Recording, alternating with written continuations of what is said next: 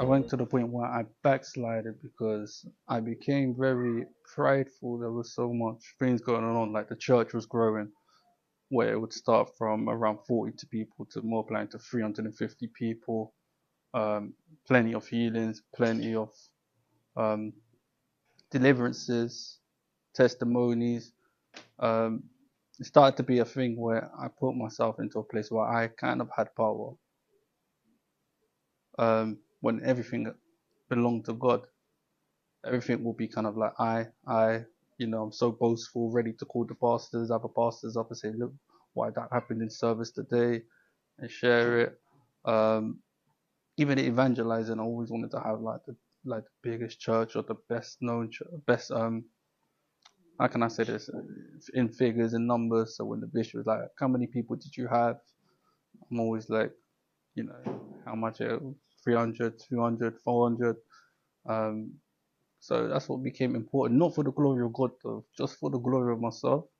So I became very prideful, and I was no longer really listening to my senior pastor because my senior pastor was always trying to talk to me. Um, but my ears were shut to it. It also suggested stop evangelizing. I like to go back home for a bit, or like go back to Finsbury Park, just hang out with the other pastors, go through the training ground, just so you can find some time to pray for yourself and things. Because I wouldn't pray for myself anymore. So I went back to Finsbury Park. They were trying to help me. They were trying to put me through, training, trying to make me find my first love again. But by then I think it was just too late. My character was completely changing. But it was very blinding because for me, I'm just like I'm growing. I'm growing. I'm in the faith. I used to tell my pastor I will never leave Jesus. And yeah, slowly it would just go in until there was a new bishop that came in. Just like, I heard so much about you, like what's happened to you? He's like, do you want to be here? My answer was just like, I don't know. It's just like, I don't know.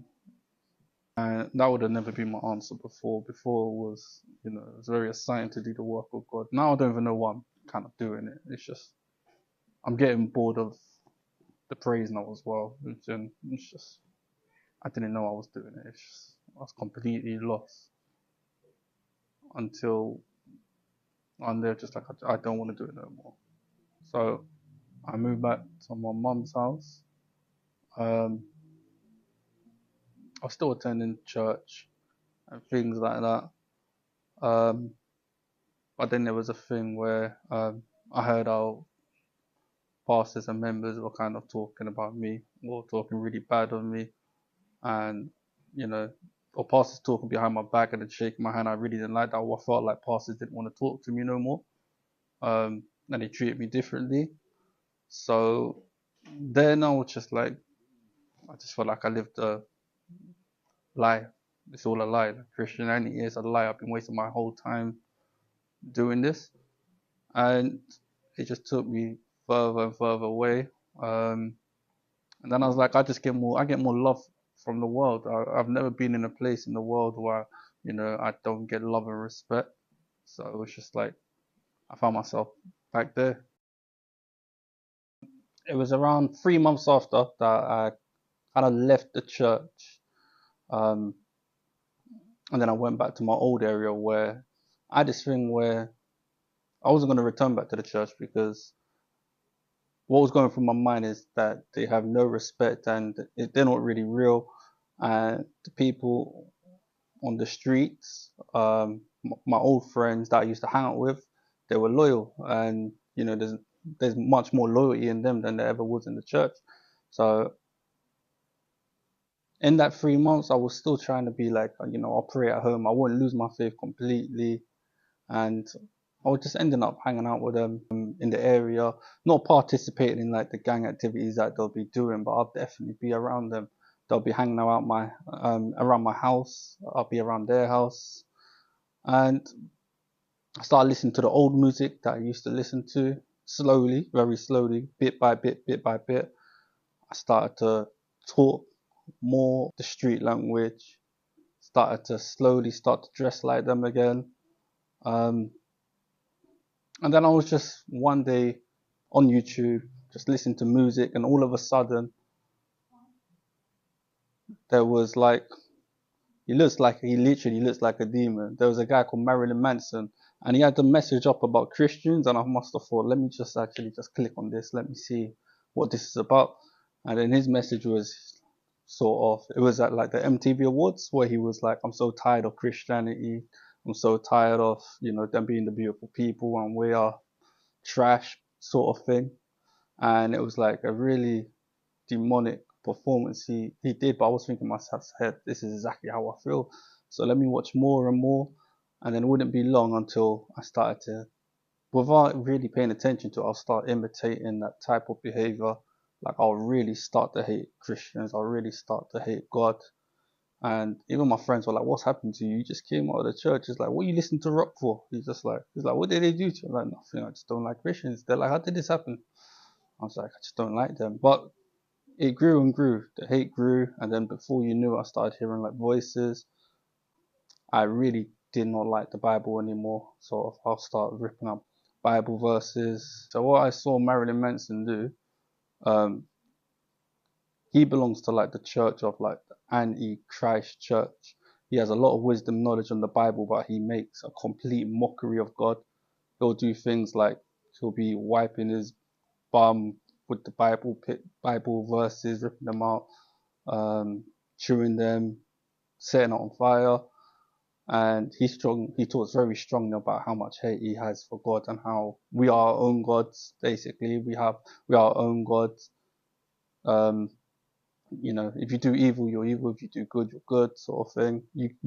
Like he believes that you are whatever you portray yourself to be. So if you do evil, then you're the devil. You're good, then you're God, basically. And I started slowly going on by them principalities. Um, I wasn't very like conscious of it, but before you knew it, I was like really hating even my own self. I was hating everything around me because of what I'm listening to.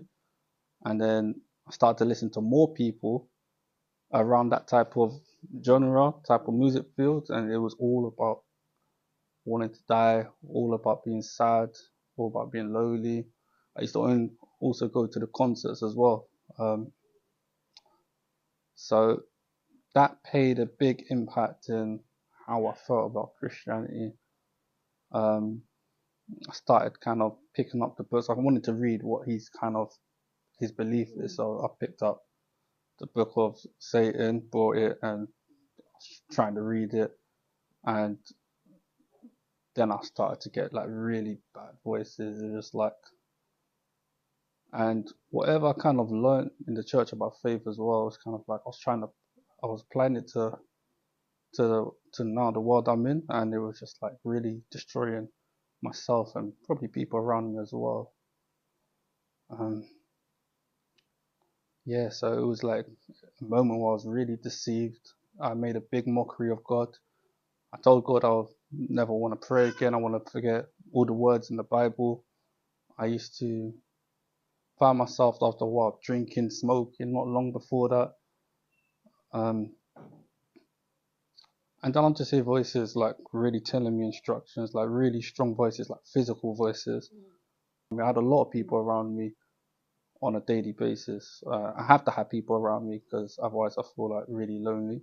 So it's just like you always be alone sort of thing. It doesn't matter how much people are around you. It doesn't matter about how much drugs or drinks you want to do. Like you're always going to be alone. And